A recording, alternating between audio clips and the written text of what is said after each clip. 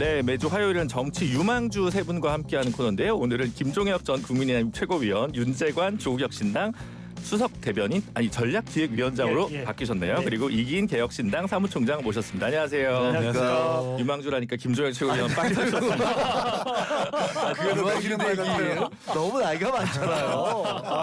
아닙니다. 이게 알 수 없는 겁니다. 오늘 이순재 선생님 자꾸 하셨는데 예. 이순재 선생님이 예. 50대 후반의 대바리 아버지로 맞죠, 국민 맞죠. 배우가 되신 거는 50대 후반이고 예. 하이킥으로 정점을 찍으신 건 70대. 맞아요. 연기 대상은 90에 받으셨습니다. 그렇습니다. 네, 길게 봐야 됩니다. 나는 네. 멋진 인생 사셨어요. 네. 보면 아무리 정말. 봐도 네, 돌아가시기 1년 전까지 그렇게 열심히 일하고 영원한 현역이셨죠. 예, 그러니까 정말 부러운 삶이에요. 네, 송혜 선생님도 그렇고 좀 축복받은 분들이 좀 그러니까요. 계신 것 같아요. 네. 끝날 때까지 끝난 게 아니고 진짜 끝날 때까지 현장에 계셨다는 게 제일 이제 부러운 게 아닌가 싶은데요. 고인의 응면을 다시 한번 빌면서 정치권 상황으로 넘어가 보도록 하겠습니다. 지금 국민의힘은 전국을 좀 돌고 있습니다. 주말에는 부울경을 돌았고 이제 구미를 방문하고 이재명 정권 규탄 장외 여론전에 계속 나서고 있고요. 민주당은 계엄 1년을 앞두고 위헌정당 해산론까지 다시 한번 좀 당겨 쓰고 있는 느낌을 많이 받는데요. 여야의 그 끝없는 내란 프레임 아직도 계속되고 있는데 현재 여야의 대립구도 어떻게 보고 계신지 김종혁 최고부터 말씀 주시죠. 일종의 적대적 공생관계가 또 재현되고 있는 것 같아요. 예를 들면 민주당에서는 내란 정당을 해산해야 된다, 국민의힘 해산해야 된다 이렇게 얘기하잖아요. 그렇게 강경하게 얘기를 하면 국민의힘 내에서는 또 저거 봐라 우리 당 해산시킨다고 그러지 않냐. 네. 그러니까 우리는 뭉쳐야 된다. 이러면서 양쪽의 강대강 주장들이 계속 충돌하는 적대적 공생관계가 계속 이어지고 있는 것 같은 그런 느낌을 받고요. 네. 실질적으로 헌법재판소에다가 헌법소원 내면 해산될까? 제가 보기에는 뭐 그럴 것 같지는 않거든요. 그럼에도 불구하고 민주당 내에서도 본인들의 내부 사정이 굉장히 복잡해지면 그거를 돌리기 위한 수단으로 관심을 돌리기 위한 수단으로 예를 들면 이번에 무슨 뭐 내란 재판부를 제가 보기엔 특별재판부인데 그걸 전담재판부라는 이름으로 다시 설치하겠다고 하든가 이런 것들은 내부 모순 밖으로 돌리기 위한 정치적 책략이다라는 생각이 들고요. 근데 저는 저희 당에 부탁드리고 싶은 건 박정희 대통령 계속 가서 저는 박정희 대통령이 뭐 우리 당 보수당에 굉장히 원조 같은 분이라고 생각을 하지만 그 박정희 대통령은 좋아하실까요? 예를 들면 자기의 그 지지자들이 그 국민들의 지지를 받으면서 집권을 하기를 원하지 그 뭐 맨날 박살나고 그 쪼그라들어서 그래서 와서 본인의 이름 박정희 대통령 이름을 계속 연호하면서 그러면서 지지를 끌어모으려고 발버둥 치는 거 별로 좋아할 것 같지도 않아요. 그래서 네. 진짜로 이기는 싸움을 하려면 이렇게 하는 게 맞는가라는 생각이 좀 듭니다. 네. 이기인 사무총장님. 네. 저는 일단 뭐 민주당의 위헌정당 해산 주장은 사실 그냥 정치적 공세로 여겨지고요. 이 과거 통진당 사례에서도 볼 수 있듯이 매우 구체적인 어떤 내란을 저지르려고 하는 그런 정황들이 있지 않은 이상은 그게 사실 어려운 것 같은데 그거는 뭐 그냥 정치적 공세로 받아들이기 때문에 그건 뭐 넘겨들을 수 있겠지만 저는 국민의힘의 장애 집회에 대해서 좀 한정해가 좀 비판을 하고 싶어요. 사실 집회와 시위라고 하는 게 약자의 도구이자 수단일 텐데 얼마 전까지 사실 정권 통치, 그러니까 이 군부 통치를 하려고 했었던 그 집권 정당이 약자라고 좀 보여지지는 않습니다. 그런 사람들의 집회 시위가 얼마나 먹힐까도 좀 의문이고요. 경남 창원과 영남에서 했었던 그 집회 시위 제 영상을 봤는데 뭐 진짜 뭐 이 국민적 공분이 있는 항소 포기에 대해서 집중해가지고 시위를 하면 모를까. 좌파 독재 헌법 수호 무슨 윤어게인 부정선거 세력 타파 이런 식으로 좌파 이 집회 시위를 하면 과연 그게 여론전이 되겠습니까? 이 국민의힘이 지금 무엇이 문제인지를 모르고 있는 것 같다. 저 이런 점에 대해서 비판하고 싶습니다. 네. 윤재관 대변인. 장동혁 대표에게 묻고 싶어요. 올해가 몇 년도입니까? 장동혁 대표가 살고 있는 지금은 몇 년도입니까? 라고 묻고 싶습니다. 지금 체제전쟁을 하면서 얘기를 하고 있는데 좀 철지나간 거 너무 심하지 않습니까? 그리고 순서가 틀렸잖아요. 본인들이 먼저 반성하고 성찰해야 되는 걸 먼저 한 다음에 그다음에 체제전쟁을 한다면 모를까. 본인은 과거 말씀하셨던 윤어게인을 얘기하면서 헌정 파괴에 대해서 반성하지 않는 그런 모습을 보이면서 체제전쟁 얘기한다는 게 자기 모순의 극치 아니겠습니까? 그래서 제발 2025년도에 좀 살기를 바란다 이런 말씀 드리고 싶습니다. 네. 아까 김종혁 최고께서 이제 양당이 내부 모순을 좀 돌파하기 위해 외부의 적을 좀 얘기를 한다. 이제 이런 말씀 주셨는데 그럼 국민의힘부터 좀 들어가 보면 계엄 1년 그리고 장동혁 대표 취임 100일에 맞는 메시지와 관련된 이야기들이 좀 많은데 오늘 또 이제 그 김용태 의원, 박정훈 의원, 정성국 의원, 박수민 의원이 계엄 1년 사과와 반성 당연하다 이렇게 이제 이 내부에서 어떤 강경 드라이브를 이제 걸고 있는 것 같습니다. 그래서 장동혁 대표가 지금 어떤 선택을 할지 초미의 관심사인데 최고께서 보기엔 어떠십니까? 지금 제가 들어보니까요. 그 당내에서 그러니까 친한계 의원이 아닌 의원들 사이에서 이대로는 안 된다라는 얘기들이 굉장히 광범하게 퍼지고 있나 봐요. 친한계가 아니어도. 네, 네. 그래서 그분들 사이에서 어쨌든 이번에 12월 3일을 맞이해서 당 대표가 분명한 사과 메시지를 내야 된다라고 계속 요구하고 있대요. 근데 장동혁 대표가 거기에 대해서 응답은 하지 않고 있는 모양이에요. 그러니까 그렇게 될 경우에 이제 의원들이 그럼 우리끼리라도 하겠다. 뭐 이런 식의 분위기라고 하더라고요. 네. 그래서 그게 과연 얼마나 많은 분들이 거기 동참할지는 저는 잘 모르겠어요. 근데 뭐 지금 분위기로 보면 적지 않은 숫자가 거기에 대해서 나름대로는 그 목소리를 내지 않을까 싶고 12월 3일 개헌과 관련해서는 뭐 방송사들이 일제히 다큐멘터리를 하고 뭐 특집 보도를 하고 뭐 이런 것들을 떠나서라도 일반 시민들 사이에서도 보니까 뭐 영상 릴레이 같은 걸 하겠다라는 사람들도 있고 뭐 다양한 주장들을 하고 계시더라고요. 그래서 저희로서는 굉장히 그 곤혹스러운 입장이죠. 이거를 딱 정리하고 갔어야 되는데 이 정리를 못 하니까 그럼 12월 3일에 분위기가 굉장히 저희한테 좀 뭐랄까 좋지 않게 올 텐데 이것을 어떻게 극복하려고 하는지 참 안타까운 심정입니다. 그러면 한동훈 전 대표라도 12월 3일 날 뭔가 독자적인 메시지를 내야 되는 거 아닌가요? 아니 뭐 다 내지 않겠어요? 저도 내려고 합니다. 네. 정치인으로서 네. 이거는 아니다. 우리가 지금 이렇게 가면 안 되지 않느냐라는 얘기는 누구든지 다 할 수 있는 거 아닌가요? 뭐 저뿐만이 아니라 뭐 국민들도 마찬가지일 거라고 생각을 하고요.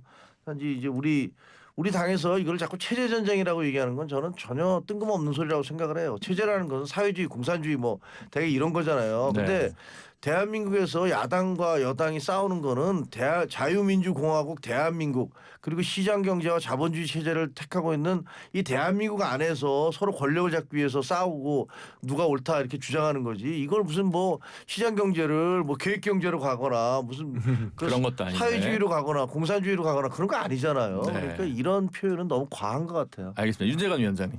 지금 완전히 코미디잖아요. 예. 왜냐하면 체제 전쟁 얘기하셨지만 헌법을 망가뜨리고 대한민국의 헌정 질서를 망가뜨렸던 이 장본인이라고 생각되는 사람들 이 지금 체제 전쟁을 얘기하고 있으니까 이건 정말 코미디가 지금 계속 벌어지고 있는 것이고 장동혁 그 대표가 지금 하고 있는 내용들이 스스로 힘을 계속 잃어가기 때문에 목소리만 계속 커지고 있다. 저는 그렇게 생각하거든요.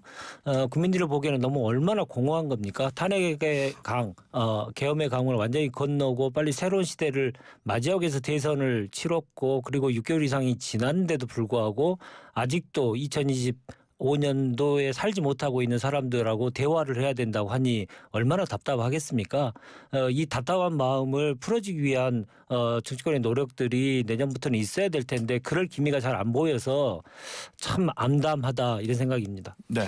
계엄에 대해서 재차 사과를 하고 또 부정선거나 윤핵인 세력과 절연하는 명확한 메시지가 나왔으면 좋겠는데 장동혁 대표가 그 고개를 숙이면 목을 부러뜨리고 허리를 숙이면 허리를 부러뜨린다라는 말씀하시는 거 네. 보니까 사과와 반성보다는 이 정부의 어떤 실정에 대해서 부각하겠다라는 의도로 좀 보여져요. 오케이 좋아요. 야당이니까 그럴 수 있어요. 그런데 문제는 윤핵인이나 부정선거 세력과 절연 안 해도 좋습니다. 근데 윤핵인 그러니까 탄핵된 대통령을 다시 돌아오라라고 말을 하는 것 그 기조를 이어간다라고 하는 것은 결국 헌법재판소 사법부의 결정을 불복하겠다라는 것과 다름없잖아요. 어저께 영상 보니까 진짜 그 뭐 김민수 최고부터 시작해가지고 윤핵인 외치더라고요. 아하. 보수라고 하는 그 집단이라고 하는 것이 가장 기초적인 어떤 원칙이라고 하는 게 법치일 텐데 그것과 상반되는 모습들을 보이면서 어떤 비판이 소구가 될 수 있겠습니까? 일단 최소한의 어떤 이 성찰이라도 좀 있었으면 좋겠다. 그런 메시지가 나왔으면 좋겠다는 말씀 드리고 싶어요. 네. 저는 그런 생각이 들었어요. 그 지난주에 그 김영삼 전 대통령 10주기였나요? 그 있었는데 이제 민주당이 또 한 명도 안 왔다고 이제 또 이제 좀 김현철 씨가 이제 굉장히 저격을 하는 글을 썼지만 어쨌든 김영삼 대통령 공과 과가 있지만 이제 대통령 되기 전에 민주화 운동을 위해 헌신을 한 분이고 그러고 나서 그 상대방이 다시 박정희 생가를 방문하는 이 정치인의 그 폭넓은 보폭. 저는 하여튼 그런 거는 잘 못할 것 같은데 대단하다는 생각이 들었습니다. 네. 그럼 민주당 논란으로 좀 넘어가 보도록 하죠. 1인 1표제 논란이 꽤 좀 지속되고 커지고 있습니다. 결국은 이제 뭐 논란의 핵심이 이 당대표 선거를 염두에 둔 설계 아니냐라고 이야기들이 좀 나오는 것 같은데 지금 일단은 일주일 연기된 모양새입니다만 이 국면 어떻게 보고 계신지 김종혁 최고님께서 먼저. 그냥 민주당 내에서 권력 투쟁이 벌어지고 있는 것 같아요. 근데 좀 이해할 수 없는 것은 집권한 지 지금 5개월밖에 안 됐잖아요. 근데 그 5개월 사이에서 벌어졌던 일들이 뭐 한 5년 사이에 벌어진 일들 같아요. 왜냐하면 원내대표와 그 당대표가 특검법안 야당과의 협상을 놓고서 또 서로 막 그냥 공방을 주고받는가 하면 대통령 비서실장이 기자회견을 자처를 해서 제발 대통령을 정쟁에 끌어들이지 말아달라.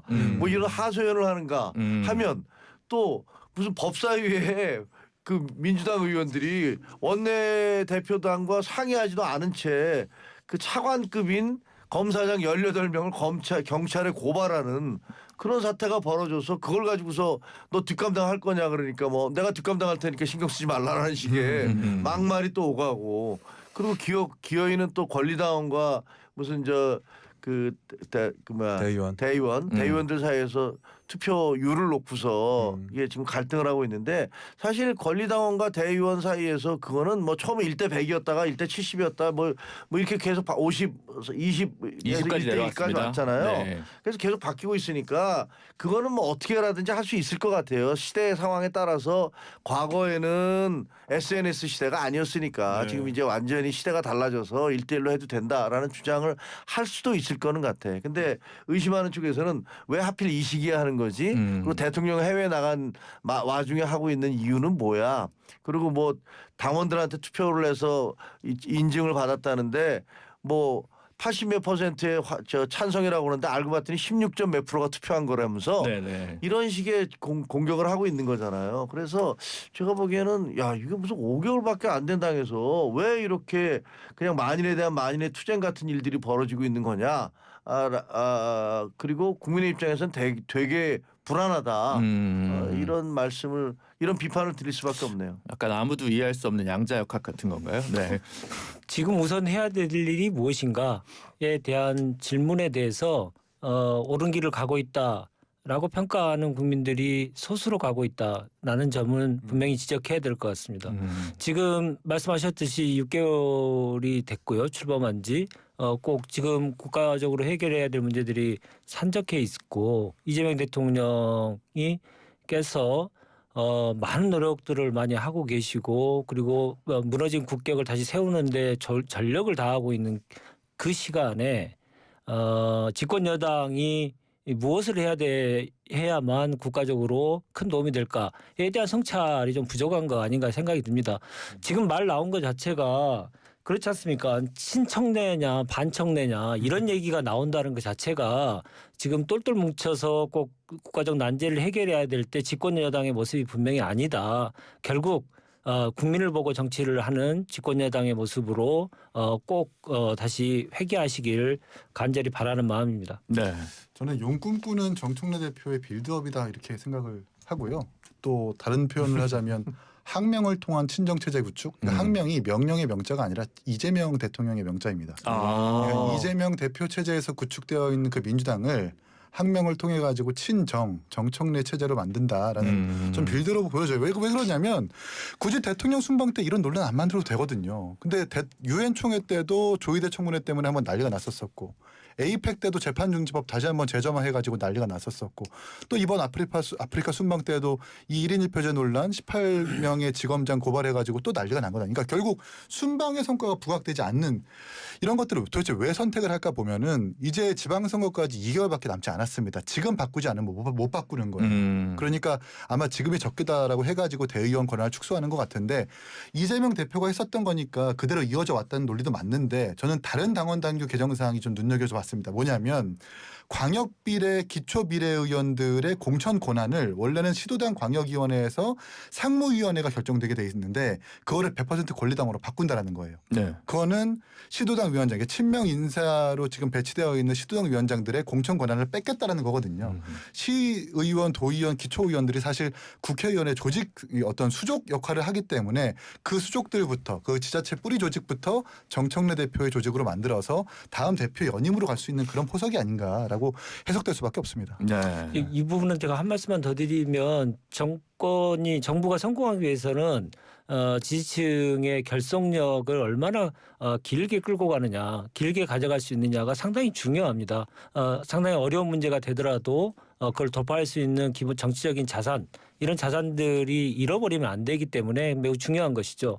근데 지금 상황에서 대통령과 정청래 대표 간의 지지층의 분화 그리고 갈등 이런 것들이 그 집권 6개월 만에 이루어진다고 한다면 앞으로 있을 여러 가지 난제들을 극복하기 위한 체력을 스스로 소모시키는 것이거든요. 그래서 국민을 위해서 민주당을 위해서도 지금 이 흐름은 좋지 않고 끊어내야 된다. 저는 그렇게 생각합니다. 네.